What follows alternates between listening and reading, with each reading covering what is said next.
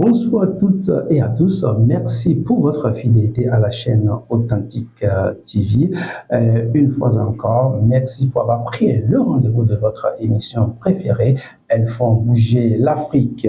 Aujourd'hui, nous recevons une femme entrepreneur qui a fait de la richesse des plantes africaines un véritable levier de développement, de santé et également d'autonomisation des femmes. À la tête de Oyayi Sarl, Madame Alida Ouadimou valorise le savoir-faire local tout en portant haut les couleurs du Bénin sur la scène internationale. Bonjour Madame Alida Ouadimou. Bonjour monsieur. J'espère que vous allez très bien. Oui, je me porte super bien. Alors, bienvenue sur l'émission Elles font bouger l'Afrique de Authentique TV. Merci à vous pour l'invitation. Alors, qui êtes-vous et quel a été le déclic qui vous a poussé à créer la marque Oyayi? Alors, qui je suis? Je vais dire, je suis une femme béninoise, fière d'être béninoise et fière de son patrimoine culturel et botanique. Je suis Alida Ouadimou, je suis fille de tradithérapeute. Donc, depuis l'enfance, j'ai été moulée dans tout ce qui est plantes, dans tout ce qui est utilisation des plantes pour se soigner. Et plus encore, mon père, il est ingénieur agronome, donc vous pouvez comprendre mon amour particulier pour tout ce qui est plantes de chez nous. Alors, depuis l'enfance, nos parents avaient l'habitude, quand tu as une migraine, d'utiliser une plante, les maux de ventre et autres. Et je me souviens même encore, quand on était enfant, tous les matins, on nous réveillait pour venir faire le jardin. Il y avait le jardin à la maison, à côté, et on nous obligeait à 6 heures à venir faire l'arrosage et tout. C'est vrai, j'avoue qu'en ce moment, j'étais tellement fâchée contre papa. J'étais tellement énervée. Non, je dis non, mais c'est pas possible. Comment tu as 10 ans, on te réveille à 6 heures pour venir arroser des plantes? Donc c'est pour dire qu'en ce moment, on ne voyait pas toujours la vision. Aujourd'hui, je peux dire que je suis fière de porter Oyayi. Et Oyayi est né d'un besoin vraiment de pouvoir valoriser ce potentiel que nous avons. Je dois dire que, par exemple, quand mon grand-père faisait les tisanes, ou à la maison quand on faisait les tisanes, une journée, 2 journées, après, c'était imbuvable. Donc l'idée est partie du fait de comment on peut quand même continuer à travailler sur les plantes, à moderniser nos tisanes, à moderniser ou à tirer l'essentiel des plantes pour pouvoir en faire des produits qu'on peut utiliser partout avec une posologie qui va avec les médicaments. Donc moderniser ce savoir-faire sur une longue durée. Donc conservation, mode d'emploi, ressortir vraiment le pouvoir de nos plantes pour le bien-être d'abord, mais également pour se soigner. Oyayi, en un mot, c'est quoi? C'est bien-être. Bien-être, c'est un ango. Un ango? Oui, et puis quand, par exemple, vous voyez quelqu'un qui est bien habillé, que vous trouvez qui est bien dans son corps, vous dites Oyayi. Oyayi, ça veut dire, oh, tu es beau, ah, genre, je trouve que tu rayonnes. Oyayi. Alors, Oyayi est aujourd'hui une référence dans la valorisation des plantes médicinales et aromatiques. Alors, quelle est votre vision et, disons, qu'est-ce qui distingue Oyayi de votre entreprise? Ma vision, je pense qu'elle est claire. C'est d'abord de valoriser les plantes africaines, notamment celles béninoises, en les transformant en des produits de bien-être et de santé que tout le monde, accessible à tous. Donc, démocratiser le bien-être. Alors, comment transformez-vous les savoirs traditionnels africains en produits naturels répondant aux normes de qualité et aussi aux attentes du marché d'abord national et international? Alors, je vais dire qu'il y a plusieurs choses qui jouent en ma faveur. ou qui ont joué en ma faveur. En 2004, d'abord, j'ai un père qui est très passionné par la botanique, c'est pour ça. Il a fait l'agronomie.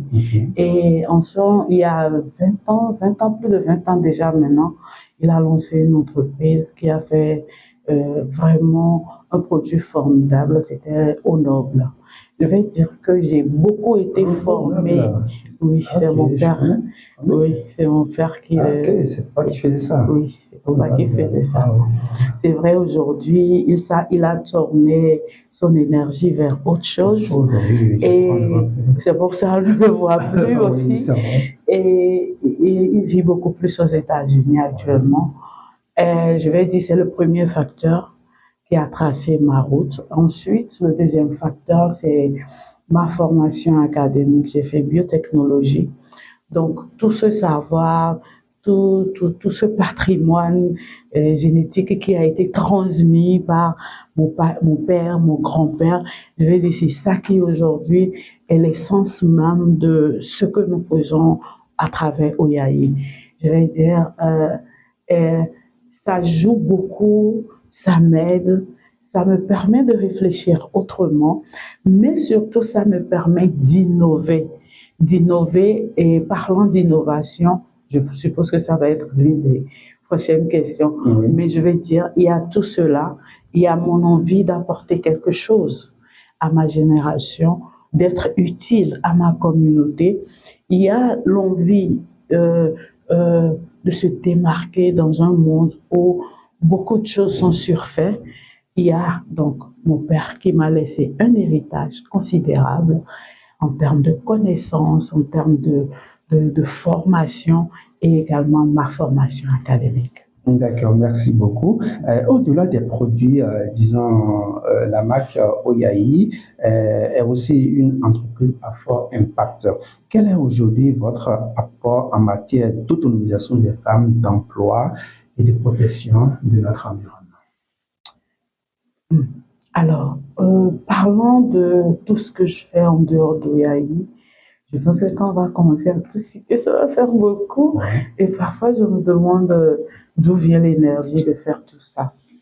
Je vais dire, on est en 2026, donc 2023 à 2025, j'ai été à la tête d'une des plus grandes associations de femmes entrepreneurs, l'association AWEP Bénin, qui est entendée Africa Women Entrepreneurship Programme, qui est une association de femmes entrepreneurs qui sont dans plusieurs secteurs d'activité, l'agroalimentaire, les cosmétiques, l'artisanat, l'énergie renouvelable. En dehors de ça, aujourd'hui, je peux dire que je coordonne un groupe d'action et de plaidoyer pour les jeunes entreprises, les jeunes et les femmes entrepreneurs. Et c'est un consortium de plusieurs fêtières, de plusieurs associations qui œuvrent pour l'autonomisation de la femme, pour l'autonomisation des jeunes. Je suis également membre de plusieurs plateformes qui parlent d'entrepreneuriat féminin, mais récemment, j'ai été l'une des co-coachs sur un programme qui a été initié par le gouvernement fédéral allemand et le Royaume du Maroc. Ok, nous allons y revenir tout à l'heure, mais avant, quels sont les défis, disons les défis que vous avez dû relever en tant que femme entrepreneur? Je veux dire, les défis, déjà les défis sont inhérents à tout entrepreneur, mais quand on parle d'entrepreneuriat féminin, il y a des défis liés au genre, donc des défis spécifiques. Je suis mariée, j'ai des enfants, donc les défis, c'est déjà comment mieux coordonner, m'occuper en même temps de mon foyer, des enfants, j'en ai 5, et également de mon entreprise, sans pour autant mettre trop d'énergie dans l'un et comme dans l'autre, voilà. Donc, c'est de trouver le juste milieu pour trouver l'équilibre entre les deux. Donc, c'est le défi, c'est le premier défi, je pense. Le défi de formation ne se pose pas trop à moi, je vous l'ai dit un peu plus tôt précédemment. Donc, le défi de formation ne se pose pas trop à moi. Mais après, il y a le défi du financement. Parce que un entrepreneur aujourd'hui, c'est beaucoup d'ambition. On a envie de grandir. On a envie d'être à l'image de ces grandes entreprises qu'on a l'habitude de rencontrer, de voir sur les réseaux sociaux ou dans notre cercle. Donc, le défi de financement pour pouvoir grandir est l'un des défis qu'on a rencontrés.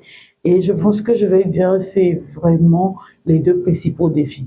Même s'il m'était donné l'occasion de parler d'autres défis, je vais parler du défi de la formation, du défi du réseau, du défi de la ressource humaine de qualité, du défi des opportunités, du défi de l'accès au marché.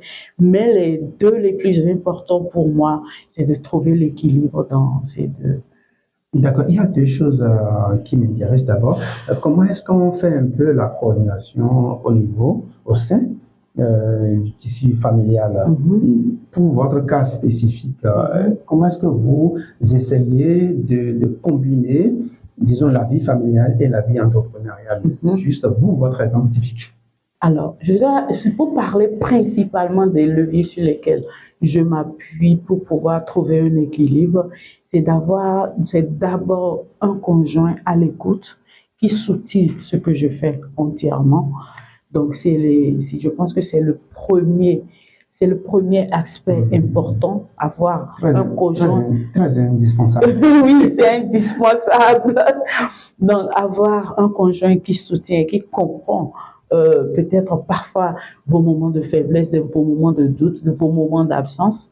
Le deuxième levier, c'est l'éducation qu'on transmet à ses enfants, les rendre autonomes, leur faire comprendre ce qu'on a comme activité, leur faire comprendre sa vision, la partager, les inclure dans cette vision-là.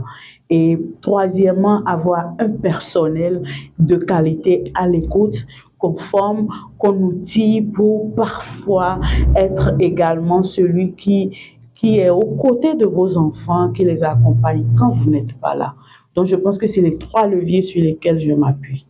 Est-ce que déjà, il arrive des fois où papa dit vraiment assez c'est assez, parce que vous serez peut-être à la production, vous serez peut-être sur les champs de bataille à l'international. Est-ce que votre absence ne se ressent pas trop auprès de lui? Sincèrement, il ne l'a jamais dit. Sincèrement, en toute franchise, il ne l'a jamais dit. Et je dois avouer que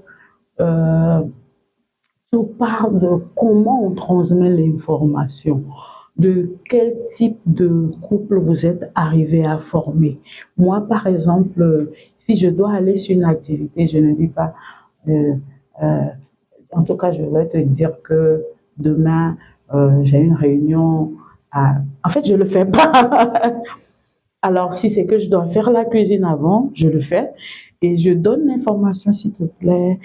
J'ai l'opportunité de participer à un truc, je pense que ça va bon. En fait, tu parles de comment je transmets l'information et je fais beaucoup l'effort pour que, même si il arrivait que je fasse un voyage qui a duré 1 mois, pendant que je ne suis pas là, qu'on ne ressente pas que je ne suis pas là, je prépare mon voyage. Même quand je suis en voyage, j'essaie d'être toujours présente. Exactement. Et quand je rentre, je peux prendre 2-3 jours parce que je suis à mon propre compte. Rien ne m'oblige d'aller au bureau tous les jours. Et même avec mon portable, je sais comment je gère mes équipes pour quand même rester en contact avec eux. Et cette même organisation que j'arrive à mettre en place dans mon foyer, j'essaie de la mettre en place, avoir des équipes, voilà, et performantes qui travaillent de façon autonome et qui arrivent à rendre compte, à donner le meilleur d'eux-mêmes. D'accord, merci beaucoup. Merci pour cette vraiment, disons, cette façon de faire les choses, parce que généralement, il y a d'autres femmes qui n'arrivent pas à faire le lien entre, ou du moins la différence entre la vie familiale et la vie entrepreneuriale, qui mélangent tout et qui, avec le temps, rencontrent des difficultés, des difficultés dans leur parcours, parce que à cause de l'entreprise, une femme peut quitter son foyer juste pour préserver l'entreprise. Donc, il y a beaucoup de ces cas-là qui surviennent. C'est vrai, j'en connais. Mais je pense qu'on peut, en tant que femme, rester dans la posture de... Une femme entrepreneur n'est pas là pour combattre son mari ou montrer qu'elle est supérieure à son conjoint, mais trouver un équilibre dans le couple. Parce que l'entrepreneuriat ne doit pas être la raison pour laquelle les couples se cassent. Bon, en fait, en fond, on dit... C'est ça. C'est l'échelle par laquelle tu peux monter. Oui. Et puis, ça peut te faire descendre. Également, bien voilà. Sûr. Alors, une autre question qui me taraude l'esprit, c'est quel a été votre capital de départ? Comment est-ce que vous avez pu mobiliser les ressources pour démarrer véritablement l'entreprise Oyali?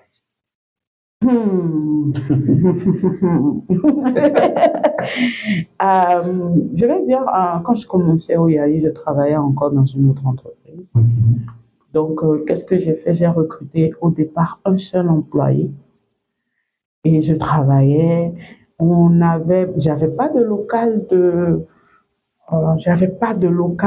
vente de mes produits.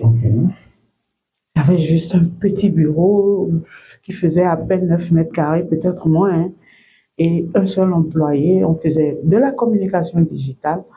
Et je vais dire, les débuts de Oyali ont été financés par mon boulot dans lequel j'étais. Et c'est avec l'expérience. Et je dois dire que le Covid a été une opportunité. Étant dans le bien-être, c'était la période où les gens cherchaient beaucoup de solutions naturelles, recherchaient beaucoup d'huiles essentielles. Donc, je dois dire que le Covid a été une opportunité et m'a même donné le courage de faire un pas de plus, d'avoir notre premier showroom, celui qui est à Gary aujourd'hui, c'est grâce au Covid.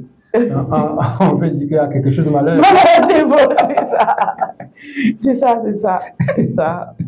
Récemment, vous avez représenté le Bénin au plan international, et plus précisément au Maroc, dans le cadre d'un programme international. Alors, que retenez-vous de votre participation? Alors, ce programme est dénommé le programme FemmePact. Le programme FemmePact est un programme qui vise à vraiment impacter les femmes entrepreneurs. Ce programme a été l'initiative, je le disais déjà avant, l'initiative du gouvernement fédéral allemand avec le Royaume du Maroc, et la mise en œuvre a été faite par l'AMCI, donc l'Agence marocaine de coopération internationale, avec GIZ Maroc et l'Université Mohamed VI Polytechnique, l'UM6P. Qu'est-ce que je peux retenir de ce programme? Deux choses principalement.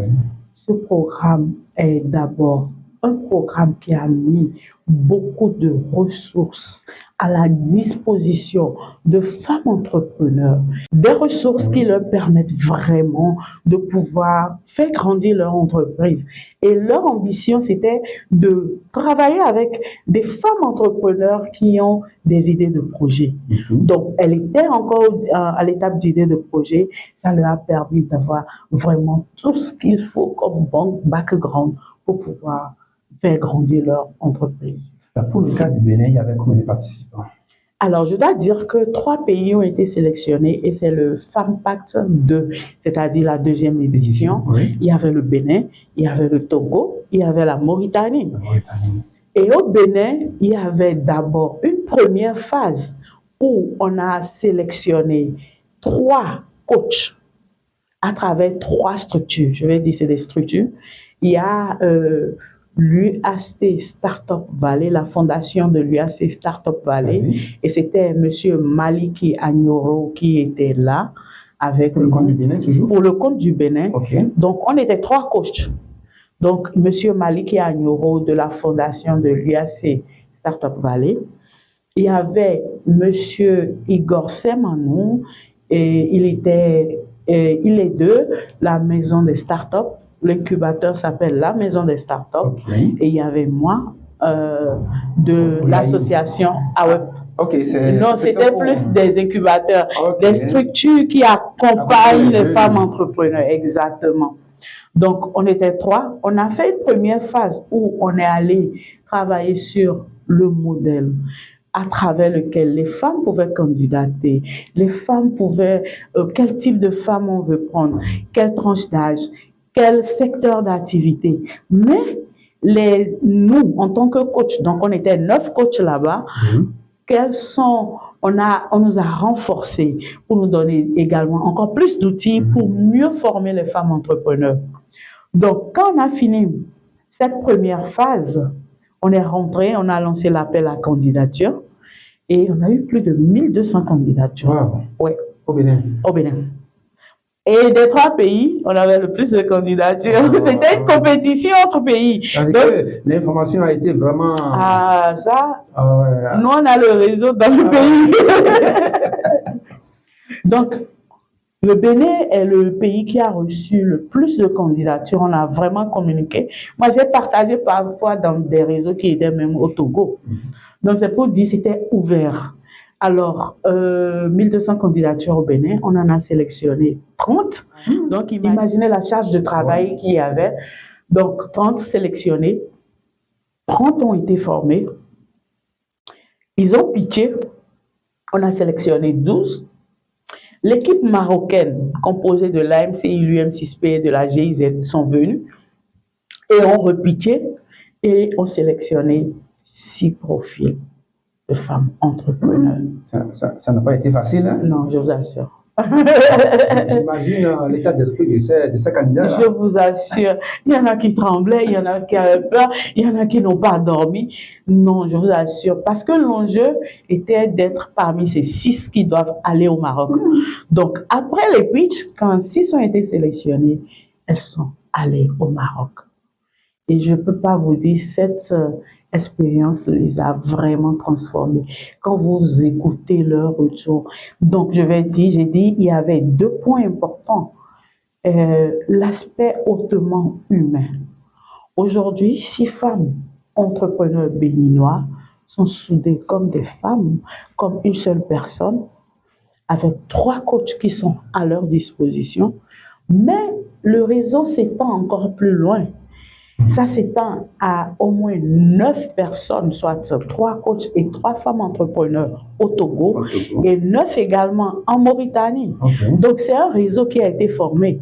Et d'ici là, la première édition, c'était en Côte d'Ivoire et au Sénégal.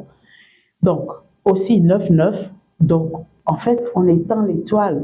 On est en train de faire une gigantesque araignée là, avec le programme FemPact. Donc, on a déjà 5 pays avec 9 ressources qui peuvent créer un réseau fort qui impacte vraiment l'entrepreneuriat féminin. Est-ce que déjà, disons, au Maroc là-bas, il y avait eu compétition entre les Béninoises et les autres femmes? Ok. L'esprit de FemPact en résidence entrepreneuriale n'a pas été encore de mettre les femmes en compétition, mais l'esprit, ça a été de leur donner les ressources nécessaires pour grandir, mais elles ont pitché là-bas. Elles ont encore été renforcées. Donc, comment faire des pitchs professionnels et finalement, chacune d'eux a été honorée, a été célébrée. Alors, revenons maintenant encore à la marque Oyayi. Alors, quel potentiel les plantes médicinales africaines représentent-elles pour l'avenir économique et sanitaire de l'Afrique? Très bien. Alors, j'ai été heureuse quand j'ai regardé le programme d'action du président de voir une ligne qui parlait de la valorisation de la médecine traditionnelle.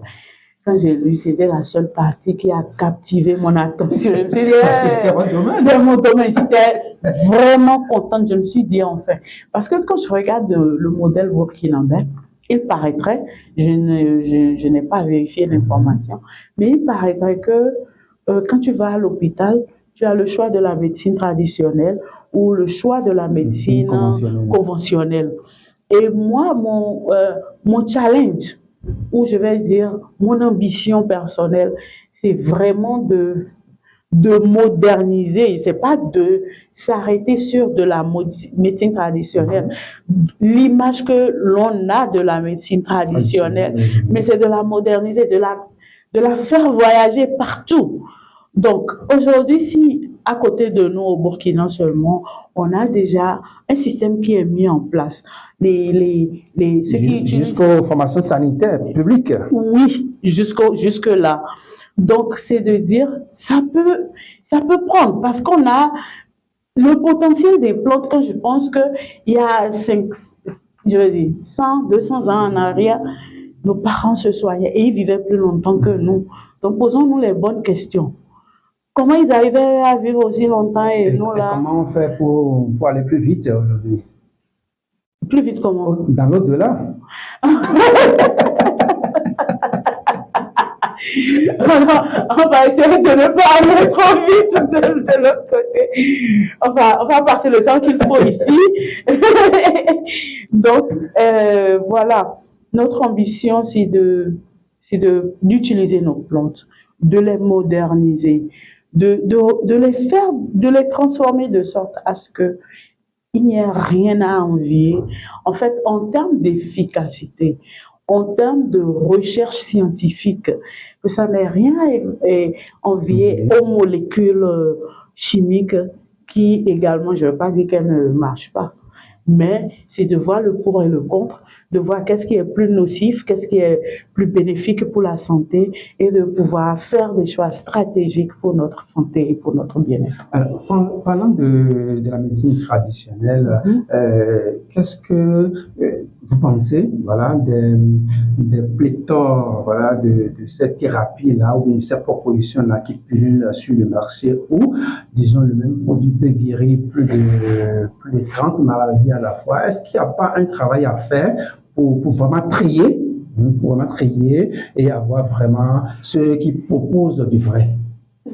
Ce que je peux répondre, je pense que aujourd'hui, le travail que nous avons à faire, donc qui utilisons les plantes pour proposer des solutions naturelles, c'est d'accompagner ce travail de patrimoine culturel, d'un travail scientifique, de sous-tendre ce travail traditionnel qu'on a. Sinon, il y a tellement de belles recettes. Je connais des praticiens qui utilisent des plantes pour soigner véritablement des maladies. Et c'est un savoir-faire. C'est un savoir-faire, c'est une connaissance qui ne se transmet même pas comme ça, qui se transmet de génération en génération et ça a son code. Ça a son code et il y a ces connaissances. Je voudrais séparer nos pratiques traditionnelles, culturelles, de cet aspect thérapeutique de nos plantes. Là, ici, on parle de comment utiliser le aglala pour soigner telle maladie, le chayo, le kesu-kesu, ou bien le nyesiken et autres, sans forcément l'aspect traditionnel, culturel, endogène de la chose, mais l'aspect scientifique des plantes pour vraiment soigner les gens. Donc, c'est un peu ça. Le travail que nous avons à faire, c'est de travailler avec des scientifiques. Je pense qu'à l'UAC, on a des laboratoires maintenant qui s'occupent des plantes, de travailler sur les plantes, faire des analyses chromatographiques, voir quels sont les principes actifs qui sont dans les plantes, qui soignent véritablement les maladies, comment les condenser et comment les appliquer. Parce que l'utilisation d'une plante, vous pouvez l'utiliser en tisane, vous pouvez l'utiliser en comprimé, vous pouvez l'utiliser en huile essentielle. Quelle est la meilleure manière d'utiliser la plante pour qu'elle soit efficace? Ok, d'accord. Merci beaucoup. Il y a, disons, une autre question qui me revient rapidement à l'esprit quand on parle toujours des plantes. Et déjà, disons, le conditionnement ici au Bénin, parce que c'est ça que, disons, les Européens nous vendent. D'accord, oui, un médicament bien conditionné, même si ce qui est à l'intérieur n'est pas forcément, disons, à la hauteur, mais quand même, on voit l'emballage. Oui. Comment on fait pour en arriver là? Pour en arriver là, il faut travailler avec des professionnels du packaging. Il faut travailler son packaging et je pense que ça nous manque beaucoup. Mais on ne peut pas, il y a des efforts qui se font. Si vous allez par exemple dans le plus grand supermarché de Cotonou aujourd'hui, Erevan, vous allez voir des produits made in Bénin avec un bon packaging. Quand vous voulez voyager au duty free aéroport, on a l'opportunité de voir des produits de béninois là et le packaging est bon. Mais j'avoue que sur 1000 produits, on n'a pas, on n'a pas atteint les 50%. Donc, c'est pour dire, il y a encore un gros travail à faire. Mais il y a déjà des avancées quand on regarde la vitrine du Made in Bénin aujourd'hui. Ok. Alors, vous ne pouvez pas être sur ce plateau sans, disons, nous donner quelques recettes.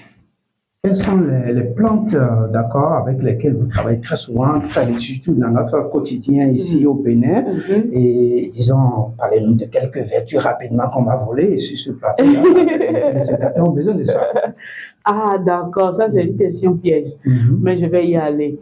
On a décidé dans notre stratégie de mettre un focus sur le bien-être. Et le bien-être est le juste milieu entre la maladie et quelqu'un qui se porte bien. Donc, celui qui pense à son bien-être est quelqu'un qui prévient la maladie. Donc, il a fait l'option de prendre soin de lui pour ne pas tomber malade. Alors, quelles sont les plantes que nous avons l'habitude d'utiliser? Nous faisons les huiles essentielles. Donc, nous sommes obligés de travailler avec des plantes qui ont de fortes senteurs. Même s'il arrivait que vous nous voyez utiliser l'aloe vera, vous allez constater que l'aloe vera n'a pas d'odeur caractéristique. Donc, parlant d'huile essentielle, même si j'amenais ici la feuille de citronnelle, c'est le thyme, merci. Et qu'il arrivait même que je vous ferme les yeux et qu'on triture la feuille, qu'on vous met ça aux narines, vous allez reconnaître ça facilement. Et c'est la capacité à reconnaître cet arôme des plantes que nous extrayons à travers notre processus de production pour faire les huiles essentielles. Donc, notre champ est plus ou moins limité quand on parle des plantes aromatiques et médicinales du Bénin transformées en huile essentielle. Mais quelles sont ces plantes que nous utilisons quand même? On utilise le laurier. Le laurier est traditionnellement utilisé dans la sauce et je dis souvent à mes clients, chaque ingrédient qui a été utilisé dans la sauce, ce n'est pas par plaisir ou parce qu'on a envie de mettre un maximum d'ingrédients, mais c'est parce que chacun de ces ingrédients-là joue un rôle. Le laurier a pour rôle de faciliter la digestion. Wow. Le laurier est utilisé pour améliorer le fonctionnement du cœur. Et c'est pour ça qu'il se retrouve dans la sauce. Comment est-ce que les parents ont su tout ça là, nos ancêtres, pour pouvoir introduire déjà le laurier dans la sauce? Bonne question. Est-ce que c'est un génie qui leur parle? Vous voyez, cette réflexion, elle est tellement importante, mais on s'est arrêté au fait de se demander pourquoi ils mettaient dans la sauce. Comment ils ont su? Voilà. Je n'ai pas poussé la curiosité aussi loin. Mais je vais dire que c'est l'habitude, le fait d'utiliser. Et nos parents, ils avaient un instinct plus développé que le nôtre. Aujourd'hui, on s'écoute moins parce qu'on écoute beaucoup plus l'extérieur. Nos parents avaient la capacité de venir devant une plante seulement en la touchant et ils ressentent ce que la plante peut faire. Vous voyez, les vrais tradithérapeutes, quand ils veulent récolter une plante, ils ne viennent pas et commencent à arracher la plante. Ils parlent à la plante pour que la plante donne le meilleur de lui-même. Ils ne récoltent jamais la nuit. Ils récoltent, même la récolte à son code, je vais dire. Donc, tout est code.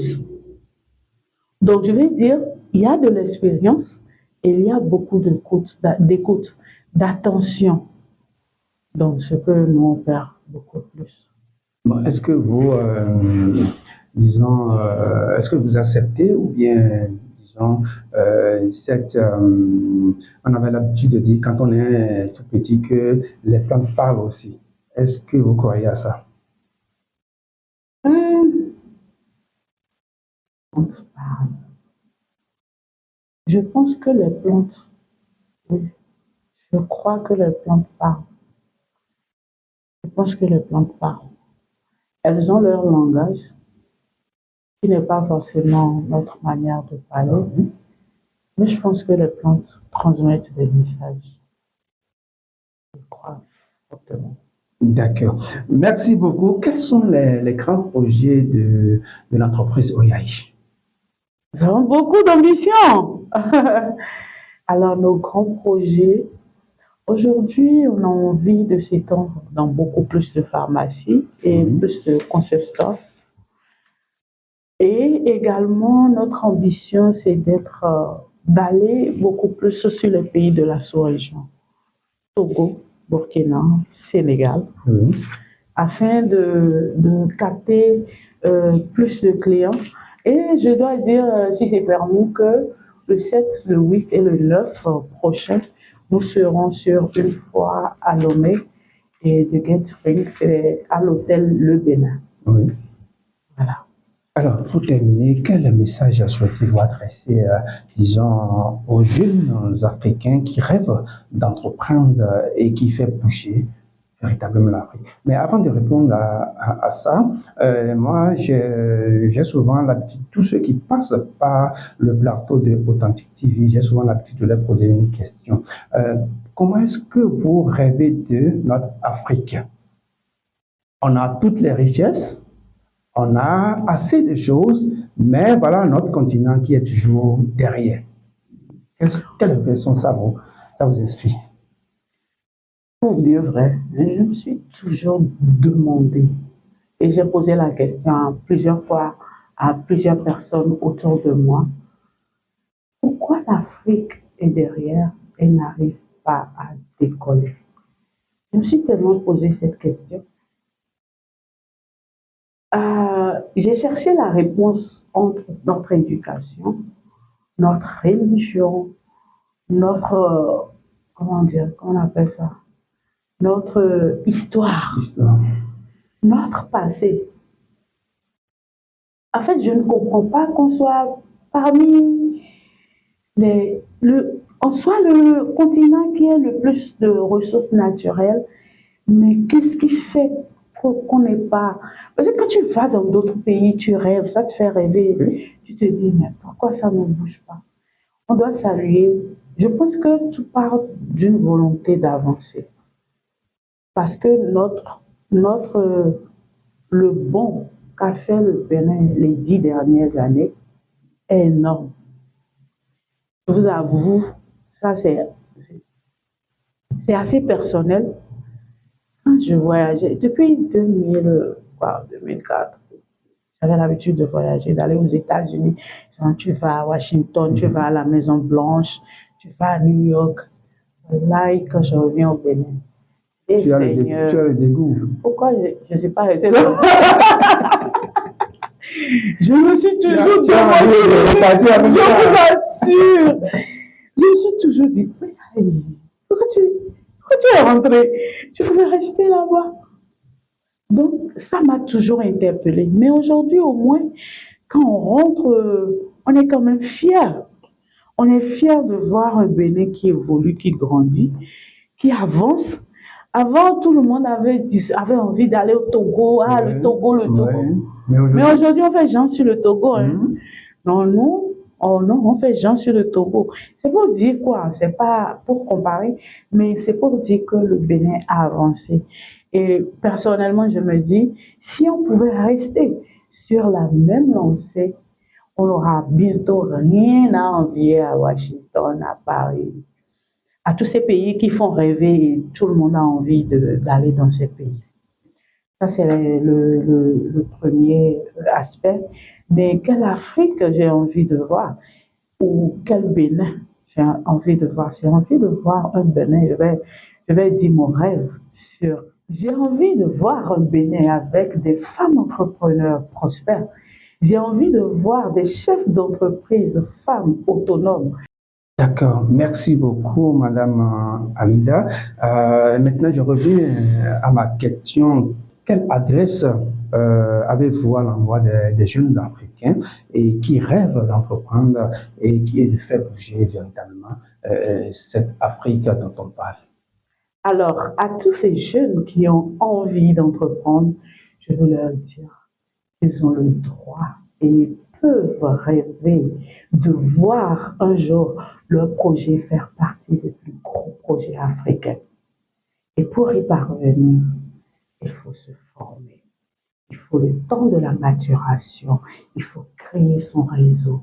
Et il faut rechercher au final, je le mets enfin, le financement pour grandir.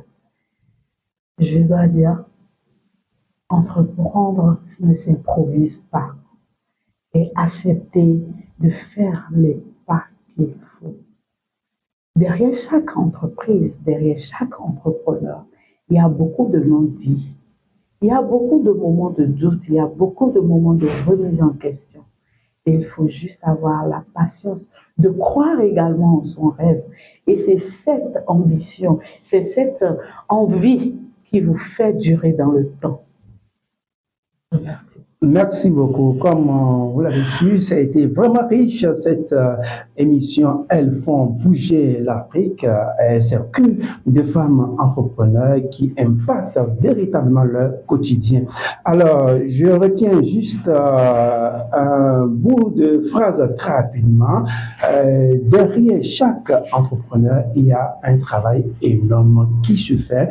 Et qui veut ne se nomme pas entrepreneur, mais c'est qui peut. Et donc, il faut que pour être entrepreneur, il faut se lever tôt, il faut travailler ardemment, il faut avoir le courage, l'audace et vraiment persévérant. Et je voulais vraiment insister sur la persévérance parce que c'est ça qui est même le socle de la réussite de tout entrepreneur. Donc, il faut être patient, il faut persévérer. Alors, c'est sur ces mots que nous allons boucler cette émission. Merci, Madame Alida Merci. À Authentic TV. Et vous allez juste faire rapidement un clin d'œil à Authentic TV. Ah, d'accord. Merci à Authentic TV de révéler le potentiel des femmes entrepreneurs à travers son émission. Elles font bouger l'Afrique. Je me sens honorée d'avoir été reçue sur cette émission. À bientôt. D'accord. Merci également. On se dit à la prochaine.